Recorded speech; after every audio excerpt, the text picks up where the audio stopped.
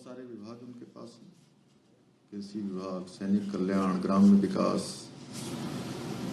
सभी विभागों में लगातार उनको आगे बढ़ाने के लिए काम करने वाले। और इस जो ये मुख्य सेवक सदन है जिसमें आप सब लोगों में से बहुत सारे लोग पहली बार आए होंगे। कितने लोग आए पहली बार? ज्यादातर लोग पहली बार आए हैं। इस मुख्य सेवक सदन, ये मुख्यमंत्री आवास, राजभवन, ये जितना भी परिसर है आसपास का, एक कैंट क्षेत्र से इधर को लगा हुआ, उसके माननीय विधायक भी हैं आप।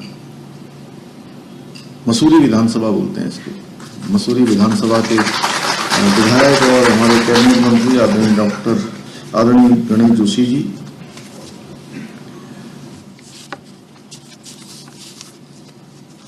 सचिव परिवहन, और लगातार जो परिवहन विभाग को आगे बढ़ाने के लिए काम कर रहे हैं श्री अरविंद सिंह घंटी जी, प्रबंध निदेशक उत्तराखंड परिवहन निगम श्री आनंद श्रीवास्तव, डॉक्टर आनंद श्रीवास्तव जी, सनत जी, और सभी यहाँ पर आए हुए हमारे परिवहन विभाग के सभी अधिकारीगण, सभी परिवहन विभाग के कार्मिक, और आज जिनको नियुक्ति पत्र प्राप्त हुए हैं, ऐसे हमारे चालक, परिचालक, सहायक लेखाकार, मैं सबसे पहले तो आप सभी को आज इस शुभ अवसर पर, मैं कहूँगा शुभ अवसर, जो आप सबके जीवन में संघर्ष से, परिश्रम से, साधना से और भगवान की कृपा से, आप सबके माता पिता की आशीर्वाद से, सभी सहयोगियों के, बुजुर्गों के, सबकी सद्भावनाओं से आपको अवसर मिला है।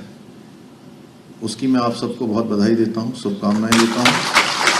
और मैंने कहा कि आज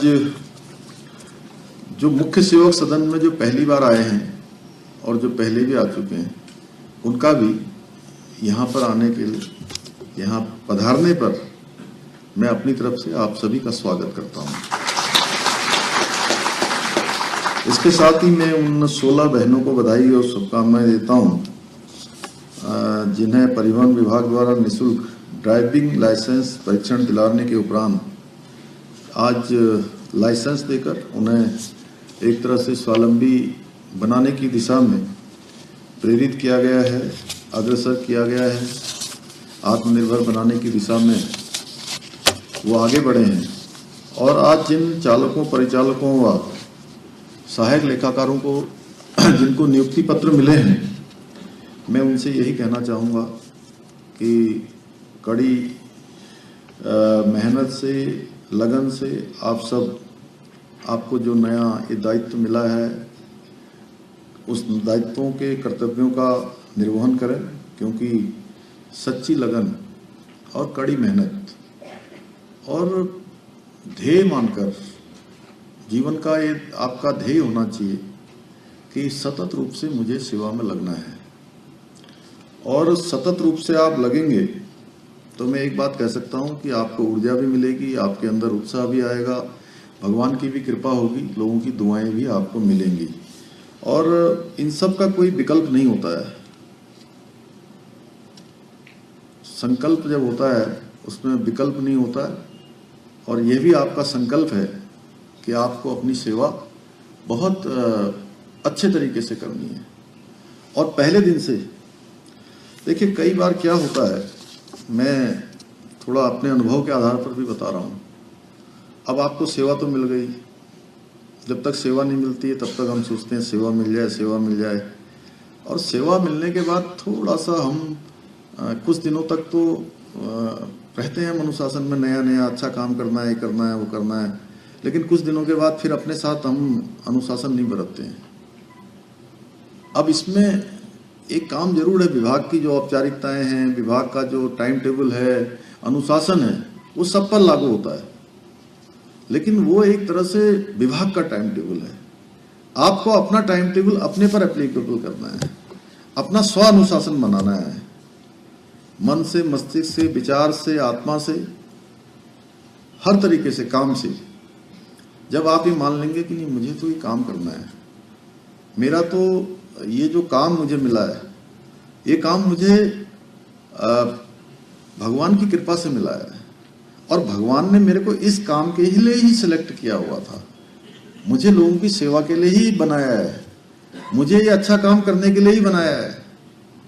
ये जब आपके मन में ये विचार बस जाएगा ना, तो अगर आप बसा लेंगे, आज से इसका अभ्यास करेंगे तो टाइम लगेगा बसते बसते।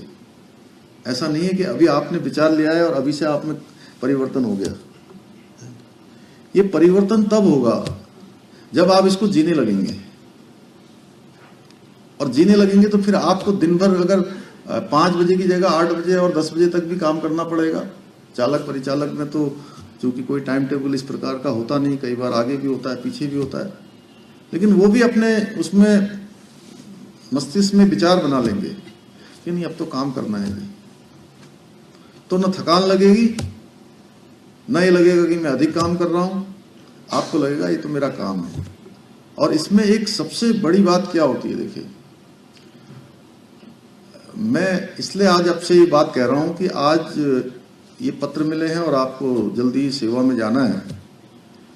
हम सब देखिए सूर्य भगवान जब आते हैं, सूर्योदय होता है, तब हमारे सारे काम शुरू होते हैं। मंदिरों में घंटे बजने लगते हैं, गाड़ियां चलने लगती हैं, कारखाने, उद्योग, पूजा पाठ, दिनचर्या, सब काम सूर्य के आने से होते हैं। और जब शाम को सूर्यास्त हो जाता है तो फिर अंधेरा हो जाता है, और अंधेरा हो जाता है तो कई बार अंधेरे में कुछ उपद्रवी भी आ जाते हैं, गुंडे भी आ जाते हैं, बदमाश भी आ जाते हैं, घंटे भी बंद हो जाते हैं, मंदिर बंद हो जाते हैं, काम भी कम हो जाते हैं, सड़कें भी सुनसान हो जाती हैं। अब सूर्य के आने से सब काम शुरू होते हैं और सूर्य के जाने से सब बंद हो जाते हैं। लेकिन सूर्य कभी ये नहीं सोचता है कि मेरे आने से दुनिया चल रही है और मेरे जाने से ये पहिया रुक जा रहा है या धीमा पड़ जा रहा है। उसने तो अपनी एक नियति बनाई हुई है कि मुझे अपने टाइम से आना है और मुझे अपने टाइम से चले जाना है। अब इससे किसी को कोई फर्क पड़े, किसी को अच्छा लगता है, किसी को खराब लगता है, लेकिन क्या करूं, मैंने अपने जीवन का नियम बनाया है। तो हम लोगों को भी पहले दिन से अपने जीवन का नियम बनाना है, बनाएंगे ना। तो मुझे पूरा विश्वास है कि परिवहन सेवा को सुचारू रूप से जारी रखने के लिए जो हमारे चालक हैं, परिचालक हैं, लेखाकार हैं, सभी का दायित्व तो बहुत महत्वपूर्ण है, क्योंकि आप लोग दिन रात जो यात्री हैं उनकी सेवा में लगे रहते हैं। और मुझे बताया गया पिछले दिनों की जो हमारा निगम है वो काफ़ी वित्तीय संकट से जूझ रहा था, और उसके चलते हम लोगों को कई बार जो वेतन देने के लिए भी उसका बहुत परेशानियों का सामना करना पड़ता था। राज्य सरकार की तरफ से अलग से हमको व्यवस्था करनी पड़ती थी, मंत्रिमंडल में हम जाकर जो है उसकी व्यवस्था करते थे। और इसके साथ ही जो हमारे रिटायरमेंट के लोग हैं उनको भी जो उनका भुगतान है कई वर्षों से ऐसे लंबित पड़ा हुआ था। और पिछले वर्ष से जो परिवहन निगम के कर्मचारियों ने निगम के प्रबंधन के प्रयासों को अच्छे कामों से, मेहनत से, परिणाम से, अच्छे प्रबंधन से उससे उभारा है। पिछले साल 29 करोड़ रुपए का मुनाफा हुआ और इस वर्ष लगभग 36 करोड़ के मुनाफे की जो है पूरी हमको उम्मीद है। और इसी का परिणाम है कि देखिए इतने लंबे समय से अभी आदरणीय गणेश जोशी जी कह रहे थे कि हमारे जो आश्रित हैं उनको लाभ नहीं मिल पा रहा था, मृतक आश्रितों का लाभ नहीं मिल पा रहा था, और हम लोगों को भी बड़ा कष्ट होता था। खास तौर से जब मैं टनकपुर जाता था तो बार बार मुझे सब मिल जाते थे और मन में बड़ी दुविधा होती थी। एक दिन हैंकी जी भी थे वहाँ पर, मैंने कहा हैंकी जी इनको अब होना ही चाहिए, और हम लोगों ने तय किया कि इनको लाभ दिया जाएगा, इनको आश्रितों को समायोजित किया जाएगा, उनको सेवा में रखा जाएगा। मैं सभी का धन्यवाद करता हूँ, हमारे सहयोगियों का भी सबका, और मैं कह सकता हूँ कि दिवंगत कर्मचारियों को, परिजनों को इस बीच में कितने अधिक वित्तीय संकट का भी उनको सामना करना पड़ा होगा। यह मामला मेरे संज्ञान में भी आने पर मैंने तभी सोचा कि इसका समाधान करेंगे और हमारे मंत्रिमंडल ने इसको मंजूरी दी। ये दिखाता है कि किस तरह जो हमारी सरकार है, हमारे प्रधानमंत्री जी के मार्गदर्शन में जो संकल्प लेती है, यानी कि जो काम भी हम सोचते हैं उसमें फिर विकल्प को नहीं आने देते हैं, उसको पूरा करके दम लेते हैं। भाइयों बहनों, मैंने जब मुख्य सेवक के रूप में काम करना शुरू किया तब से आप सभी ने महसूस किया होगा कि जो भर्ती प्रक्रियाएं हैं वो उसमें बहुत व्यापक बदलाव हुआ है। कैलेंडर चाहे लोक सेवा आयोग का हो, चाहे UKSSC का हो, दोनों में तेजी से भर्तियां हुई हैं। और इन 2 सालों में, 2.5 सालों में हम देखेंगे तो पिछले कई सालों में जितनी भर्तियां नहीं हो पाई, वो भर्तियां इन 2-2.5 सालों में हुई। एक रिकॉर्ड हुआ है। और भर्ती प्रक्रिया में भी जिस पारदर्शिता और रफ्तार को देख रहे हैं, आप लोग देख रहे होंगे जिस प्रकार से भर्ती प्रक्रियाएं हो रही हैं, साफ सुथरी नियुक्तियां हो रही हैं, वो सरकार के हर काम में अब दिख रहा है। भाइयों बहनों, पारदर्शी तरीके से भर्ती और पदोन्नति वो कहीं ना कहीं हमारा जो युवा वर्ग है, हमारे जो नौजवान हैं, हमारे भाई बहन हैं, उन पर कहीं ना कहीं सरकार का भरोसा जगाता है और विश्वास दिलाता है कि सरकार सही तरीके से काम कर रही है। और ये पारदर्शिता बेहतर तरीके से उन्हें कहीं ना कहीं प्रतियोगिताओं में आने के लिए प्रेरित करती हैं, उनके मनोबल को बढ़ाती हैं। इसके लिए निरंतर हमारी सरकार इस दिशा में काम कर रही है।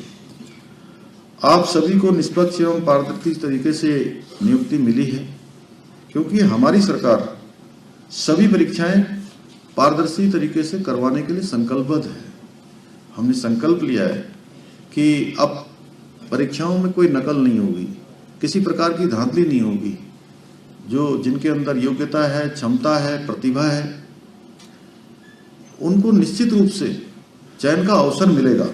आप सभी जानते हैं, पहले के समय में भर्ती प्रक्रियाओं पर जो लगाए गए कलंक हैं, उसको मिटाने के लिए हमने देश का सबसे कठोर नकल विरोधी कानून लागू किया है।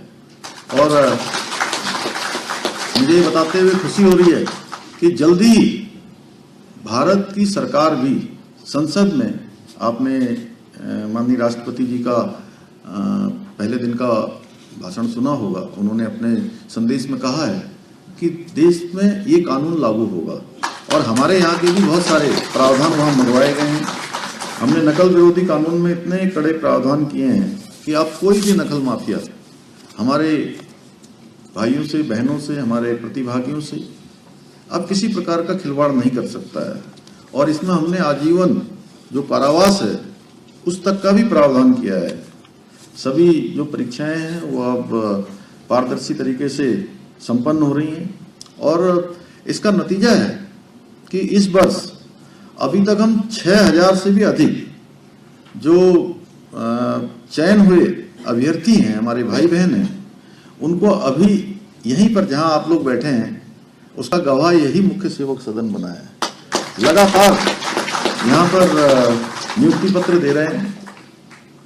कई अभ्यर्थियों को नियुक्ति पत्र मिले हैं, नर्सिंग अधिकारियों को, अन्य विभाग के कर्मचारियों, अधिकारियों को यहाँ नियुक्ति पत्र सौंपे जा चुके हैं। मैं आज इस अवसर पर आप सभी लोगों को ये विश्वास दिलाना चाहता हूँ कि हम हर वर्ग के कल्याण के लिए, हर वर्ग के उत्थान के लिए, उनकी उन्नति के लिए पूरी तरह से संकल्पबद्ध हैं और हमारी प्राथमिकता है। मुझे आशा है कि आप सभी जो नियुक्ति पत्र आपको मिले हैं, काम मिला है, अपने अधिक प्रयासों से आने वाले समय में जो हमारा परिवहन निगम है, परिवहन विभाग है, उसकी छवि को और बेहतर करने का काम करेंगे, अपना योगदान सुनिश्चित करेंगे। क्योंकि हमारे राज्य में जो परिवहन सेवाएं हैं, परिवहन विभाग है, उसका बहुत बड़ा रोल है। आने वाले समय में और हमारे यहाँ पर इसकी आवश्यकता बढ़ने वाली है, ज़रूरत पड़ने वाली है। और हम जो हमारे बस अड्डे हैं, हमारी सड़कें हैं, हमारे